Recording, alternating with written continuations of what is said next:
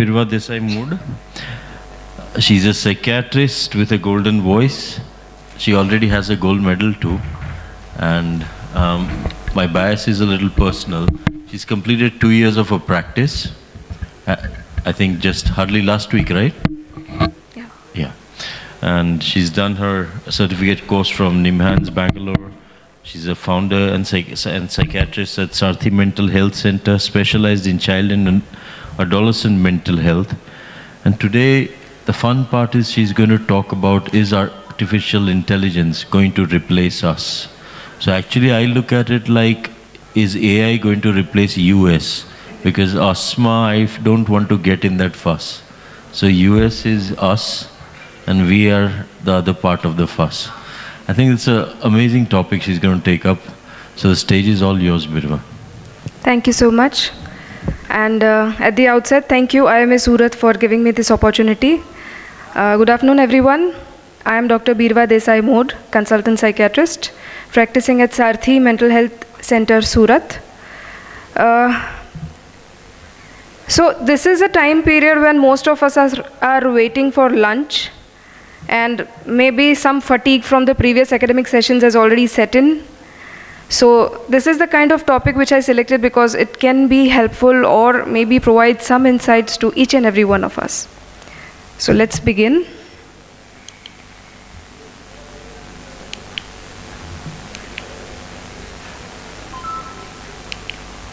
Okay.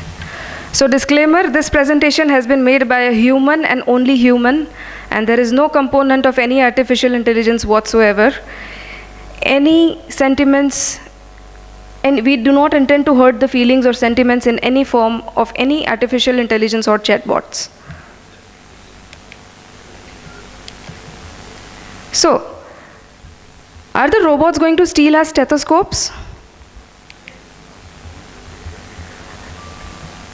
Through this session, the objectives of this session, through this session we are going to address the conjectures around AI and that is mainly ChatGPT amongst others, know a little bit about AI and ChatGPT, and then try to conclude if AI is really going to replace us. Now there is this entire revolution about artificial intelligence going on around the world. Artificial intelligence per se has been there in the world for many years, many decades rather. But due to the invent of ChatGPT, a particular program or a software, due to the invent of ChatGPT, the discussions around it have begun since about November 2022. It is advancing at a breakneck speed.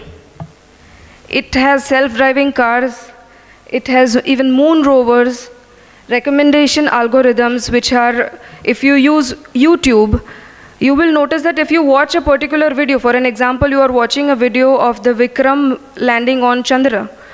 So all your suggestions would be based on those kind of things. They will show you more videos related to ISRO or space missions. That is the inbuilt algorithm within these kind of apps. Also, we are all familiar with Alexa and Siri. AI is like that class topper. We remember in our MBBS classes also, there is always one or two students who sit in the front. They are always very enthusiastic. They always try to answer each and every question asked by the professor, and they are always trying to score the first rank always and always. So AI is that kind of a student. It never forgets, it never sleeps. It can process mountains of data within seconds. These are terminologies. I don't want to go into details about the technicalities of artificial intelligence, but just to give a brief idea, artificial intelligence is a term commonly used to describe machine-based systems that can perform tasks that otherwise would require human intelligence, including making predictions, recommendations, or decisions. It is a system which is able to think like a human and has its own intelligence. It can think, create, imagine of its own. So, two broad components of artificial intelligence are machine learning and deep learning. Machine learning is the algorithm-based learning which I just talked about with the example of YouTube, Facebook, Instagram, those kind of things. Deep learning is something more interesting. In deep learning, they create neural networks, like the networks of the neurons that are there within our central nervous system, the circuits which resemble our central nervous system. They make those kind of circuits so that the information processing, the thinking, all the activities can be conducted by the deep learning. So now what is this thing called ChatGPT? How many of you are already aware about ChatGPT?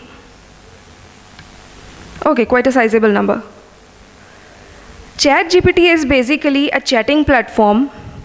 You ask it questions, you give it tasks, it will respond. But it is not going to talk back like Alexa or Siri. It is just a texting kind of platform. You give it tasks and it will respond back.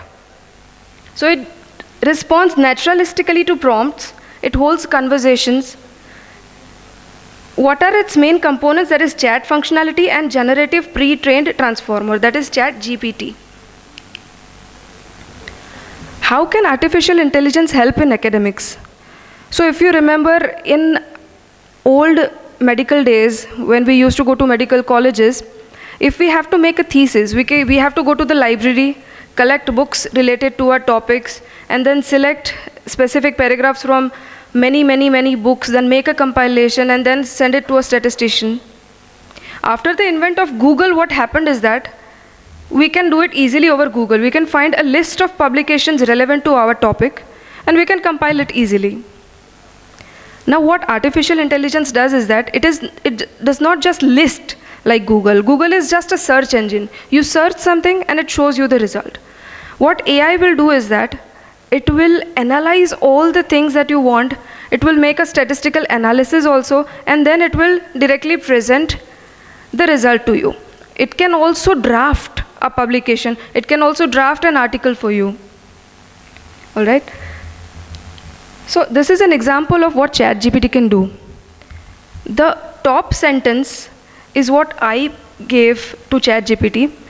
I told ChatGPT that I have to address a conference of doctors of Indian Medical Association, Surat, write an introductory speech for me. And in the next 2 or 3 seconds, this was the response generated. Ladies and gentlemen, good afternoon. I am deeply honored to address this conference. This esteemed members of IMA Surat, your dedication to healthcare is commendable, etc., etc. Thank you. Within 2 seconds. Now, how do we apply this in healthcare? Why is it relevant to us?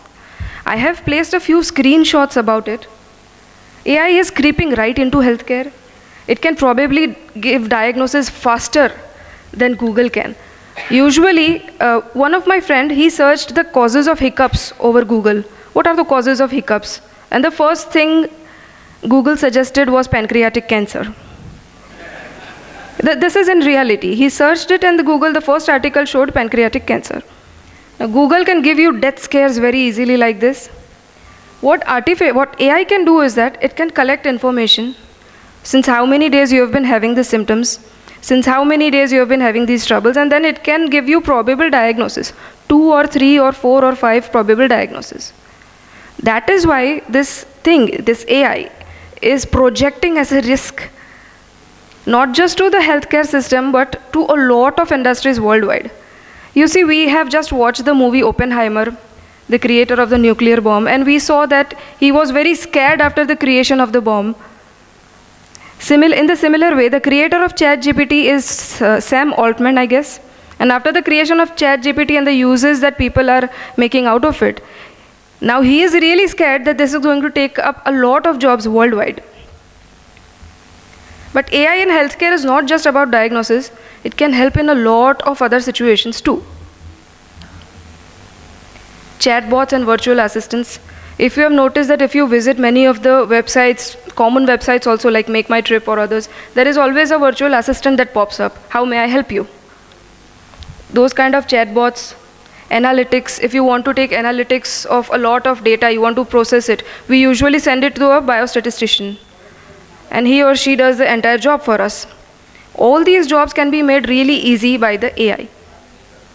Recognition of emotions, personalized treatment and intervention, data-driven insights, early detection and prevention. This is just a list of what AI can do in healthcare. Now these are examples. I asked a few questions to ChatGPT and took screenshots of it. I told it that I have headache since 2 days, more in the evening, more in the forehead region. What could it be and what should I do? These are the replies given by ChatGPT. I'm not a doctor, but I can give you some information. It has listed about 5 or 10 different causes: tension, headache, dehydration, eye strain, sinusitis, migraine, cluster headache, medication overuse headache. It will give you all the information, and again it will say that, see, I'm not a doctor, you should go and see a doctor. But imagine if a non-medical person reads all of this. Why is that person going to go to a doctor? That is the threat that has been posed by AI. If the information that is also credible information to some amount, if it is available to everybody, even common people, why are they going to come to doctors? Another example, I changed the terminologies and I asked, what should I do for my headache? What medicine should I take for my headache? It has given me 5 options: acetaminophen, ibuprofen, aspirin, naproxen, caffeine. Now the problem is, if a person is allergic to one of the medicine and the person takes the medicine because ChatGPT has suggested, who is responsible? What will happen? Okay, this is about psychiatry. I asked, I am depressed.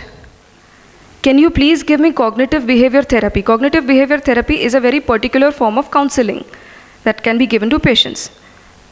Step by step, it has started telling me. I have not included the entire list, but step by step it has started. Identify your negative thoughts, challenge your negative thoughts, etc., etc. Now there is this news article that a new system is under. We humans have that common sense, and human touch can never be replaced. There is this story, I'll go very briefly about it. There is this story about Sully. Even a movie, American movie was made over it. Sully was an American pilot. Because of bird hit, 2 of the engines had failed, and he had to land his plane in an emergency over the Hudson River. Luckily, all the 155 passengers survived, but there were a lot of investigations following that. The AI simulated what happened in the flight, and the simulation showed that the flight could have landed at 2 nearby airports, but the pilot put the lives of 155 people at risk. So the pilot was going to be accused of it. But in the last argument, Sully, the pilot, said that in the AI simulations, you have not counted the human factor. If there is a bird hit, if there is an adversity, how is a human going to respond?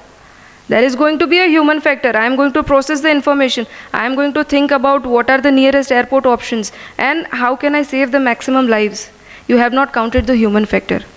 Then they entered the human factor in the AI simulation, and the results were that if he had tried to attempt to land at any of the airports, the plane would have crashed.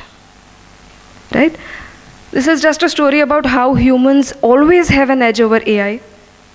Consciousness, awareness, motivation, reproduction, emotions, love, imagination, skills, communication, leadership, these are only there with humans. So what is the way forward? AI can definitely reduce the demand in certain fields, but not all. The day AI can replace a mother's love, that is the day AI will defeat entire humanity. But till then, it is not going to happen. The technical aspects can be assisted by AI. The administrative part, the part about increasing the efficiency of the administration, the technicalities, all those things, the communication part with the patients, giving reminders, all those things can be improved with the assistance of AI. Repetitive and tedious jobs can be done easily. Healthcare can be made more accessible to remote areas. Can be used in medical education and examinations. Nowadays, MBBS students, they visualize everything, the heart pumping blood and everything, all 3D animations and like a live picture going on, what is inside the body. We learned with cadavers, they can learn as a live model. So, what is the future? The future is not humans versus AI. It is humans with AI. All right? Thank you. The world is ever changing. We learn, we adapt, we change, but we cannot be completely replaced. We are the artists of healthcare. Our healthcare, the way we practice the individualized treatments that we give, that is like an art. We carefully craft treatments of each individual. AI can become a trustworthy sidekick, like there was Robin to Batman, like there was Jay to Viru, like there was Circuit to Munna Bhai. Okay, it can become our trustworthy sidekick. So the take-home pointers? No. At least in the next decade or so, AI cannot replace doctors. It is like nuclear energy. It can make or it can break. We need to constantly be updated with technologies and how we can incorporate these developments within our practice. AI can be our ally, but it cannot be us. And remember, it is artificial intelligence. Okay, the word artificial. On that note, I will conclude. If there are any remarks, comments, questions, they're most welcome. Thank you very much.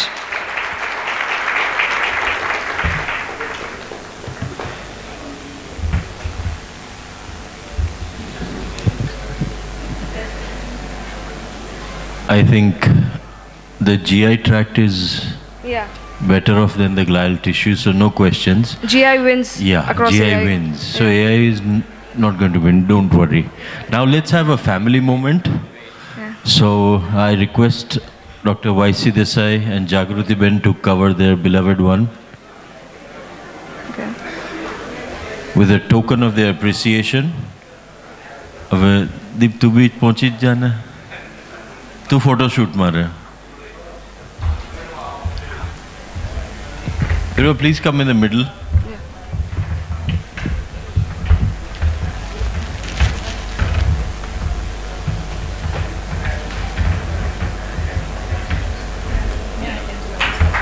This is a lovely moment.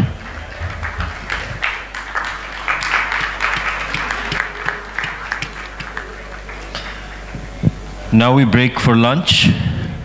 1 minute. Before we break, it's now our duty to felicitate you people who have undergone marathon